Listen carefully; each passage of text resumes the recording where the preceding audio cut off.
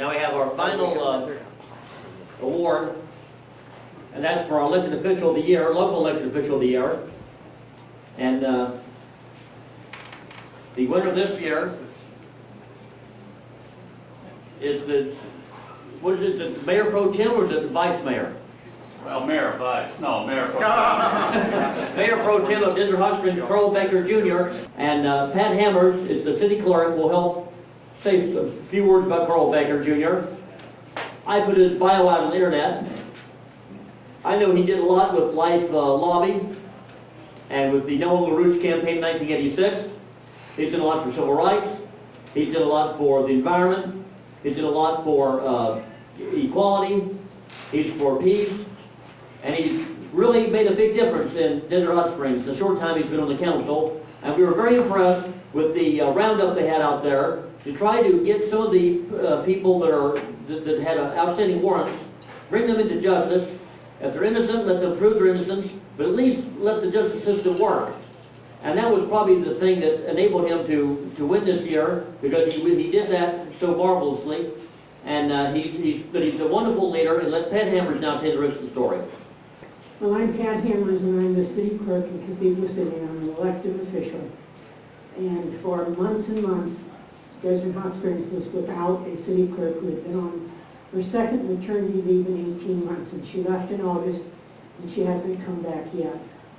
And one night, the mayor of Cathedral City, who was not of my political persuasion, said something that just pissed me off. That does happen sometimes. And being a city clerk, you don't have to make the hard decisions, but you have all the records to keep, and you have to keep them out of trouble. It's your job to know the law and not let them mess up. But Karl said, you go up there and talk, you make it a few words. And I want to tell you what a pleasure. I met Karl when he first ran for office. He was at a training session. But I went there on January the 15th, and I've never had an experience quite like it.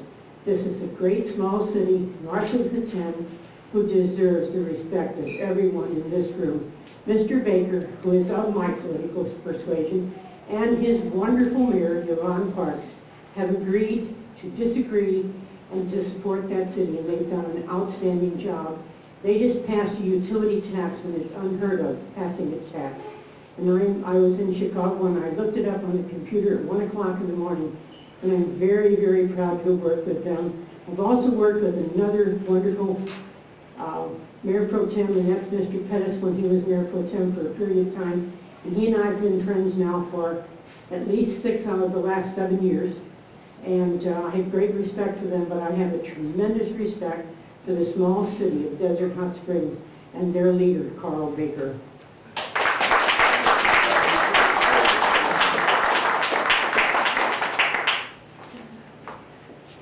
Congratulations, Karl, and thank you, Pat, for your eloquent words. I'll just read the plaque. Veterans for Peace, Inland Empire, California, 2009.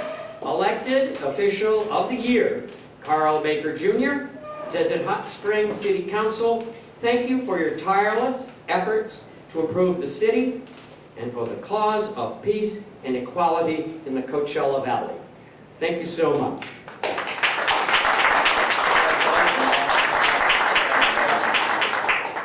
I don't really think I need the microphone. People have accused me of having a big mouth for many years.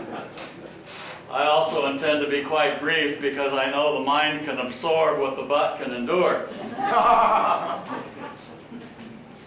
In all seriousness, I'll have to say that this luncheon, well, let me back up. For over 50 years, I've been an organist at one church or another in my life. And I can say that this luncheon today was a much better sermon than I've ever heard in any church. Wow.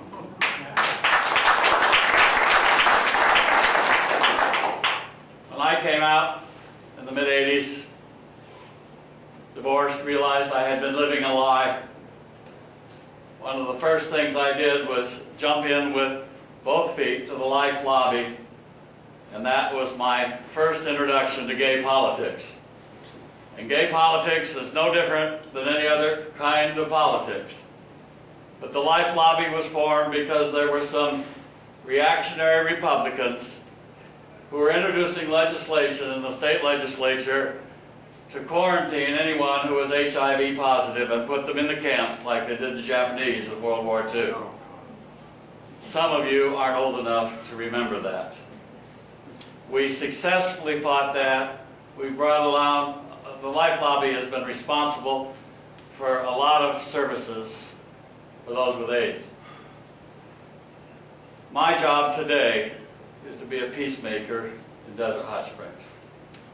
Any of you that's been around this valley for a while know that that city has been fraught with contention on the city council, disagreements, arguments.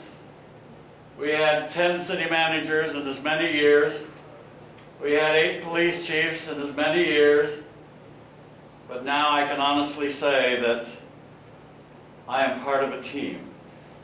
That is my mission for peace today.